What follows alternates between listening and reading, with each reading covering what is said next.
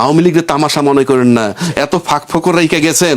Dual citizen election করতেছেন, ব্যাংকের ঋণ খেলাপি ইলেকশন করতেছেন, প্রত্যেকটা জিনিস বিষাক্ত সাপের মতো ছোবল দিবে আপনাকে। সংস্কারের জন্য আপনি 8 মাস ব্যয় করছেন, 8 মাস। এবং যে দলের কোনো অস্তিত্ব নাই বাংলাদেশে তাদেরও সুযোগ হয়েছে সকালবেলা বাসাতে রওনা দেয়, কই যান ভাই? ঐক্যমত্য কমিশনে যাই, দেশের সংস্কার নিয়ে আলাপ করতে হবে। তার 50টা লোক নাই বাংলাদেশে, বাট ওই সংস্কারের নামে যায় নাই, ডেইলি সুন্দর সাইজে ঘরের থেকে গেছে। সব তো ঘুরে ফিরে আপনি সরকারকে দোষ দিবেনই। রাজনীতিবিদরা কি করছে? না হইলে যে রাজনীতিবিদদের লোকসান, না হইলে যে বেকায়দা রাজনীতিবিদরা পড়বে, সরকারের কি? এই যে 30টা দলের কথা বললো উনি, 30টা দলের মাত্র 60টা লোক গেছে। এর ভিতরে প্রতিনিধি ছিল কার? বিএনপির, জামাতের আর এনসিপির যদি কিছু ধরেন, আর ইসলামী দল যারা খুচরা। অন্য যে দলগুলো আছে বললামই তো, তাদের দলের সমর্থক ডাকেন, 15 দিনের নোটিশ দিয়ে ডাকলে 200 হয় কিনা?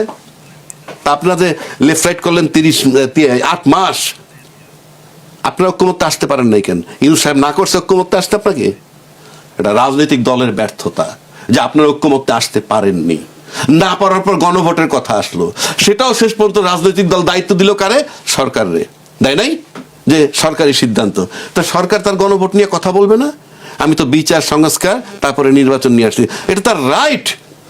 তার গণভোট পাশ করলেই সংস্কারের একটা বিষয় আসতে পারে।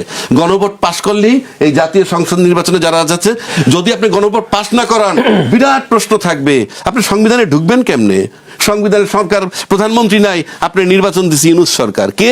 অন্তর্বর্তীকালীন সরকার, তার নাম সংবিধানের মধ্যে নাই। মানে সরকারের বৈধতা পেতে হলেও সরকারের বৈধতার কিচ্ছু আসে যায় না, আপনার বৈধতা চিন্তা করেন। কোনো ত্রুটি নাই, সরকার তো বসানো হয়েছি, কিন্তু আপনারা যারা নির্বাচিত হয়ে যাচ্ছেন তাদের বৈধতার চিন্তা করেন। আওয়ামী লীগের তামাশা মনে করেন না, এত ফাঁক ফোকর রেখে গেছেন। ডুয়েল সিটিজেন ইলেকশন করতেছেন, ব্যাংকের ঋণ খেলাপি ইলেকশন করতেছেন, প্রত্যেকটা জিনিস বিষাক্ত সাপের মতো ছোবল দিবে আপনাকে সময়ের ব্যবধানে। এবং শুধু এই ভয়ের উপরেই আপনাকে দিয়ে অনেক কিছু করানো যাবে, সেই রাস্তায় আপনারা পরিকল্পিতভাবে যাচ্ছেন। ডুয়েল সিটিজেন মানে you can leave the country at any moment, এটা গেল একটা দিক, অর্থাৎ তার পালানোর পথ আপনারা রেখে দিলেন। আর যেটা খেলাপি যেটা বলতেছেন সেটা হলো যে এটা একটা পুকুর, মানে আমি ঋণের পুকুরে পড়ে আছি, আমি 5 বছরে ভরাট করব। 3 নম্বর আসেন, এই ঋণগুলো আপনি দেখেন সব কিন্তু যারা যারা ডিফল্টার, আপনি খুঁজে দেখেন ওই 15 বছরের মধ্যে এই ঋণ নিছে যখন আওয়ামী লীগ ক্ষমতায় ছিল। আপনি লেখেন, চেক করেন ওই 15 বছরের মধ্যে। তার মানে কি? এরা ইনডাইরেক্ট সুবিধাবাদী। এখন তারা আসছে, আইসা ওই পিছনে যারা পলাতক তাদেরকে কিছু বলবে না, 1। আর 2, এরা এখান থেকে চলে যাওয়ার একটা সুযোগ খুঁজবে। আর 3 নম্বর যেটা আমি আপনাকে বলবো, যে এই যে ঋণ খেলাপি হওয়া সত্ত্বেও যখন আপনি ক্ষমতায় আসবেন, আপনি নিশ্চিত থাকেন আমরা XYZ পরাশক্তির কথা বলি, যে ওদের কথা শুনতে হবে। না শুনলে এগুলো ছবল দিবে, না শুনলেই ছবল দিবে। আমরা অনুষ্ঠান শেষ পর্যায়ে চলে এসেছি, যাবার আগে আরেকটা প্রশ্ন আপনাকে, ছিদ্রগুলো সহ তাদেরকে ক্ষমতায় নেওয়া হচ্ছে শুধুমাত্র তাদেরকে যাচ্ছে তাই ভাবে ব্যবহার করা। ইলেকশন কমিশনার একজন বলছে, এটা তো ভিডিওতে আসছে, শুনছি, যে আপনাকে ছেড়ে দিলাম তবে টাকাটা ফেরত দিন। এটা হলো? আইনে পরিষ্কার আছে, দ্বৈত নাগরিক ছেড়ে দিলাম এবং ছেড়ে দিলাম, টাকাগুলো দিয়ে ফেরত, মানে দয়া করে দিয়ে না, এটা মস্করা আর কি, রাষ্ট্র না তো মস্করা। এটা হলো দ্বৈত নাগরিক এবং কলাম ফিল আপ করেন নাই আপনার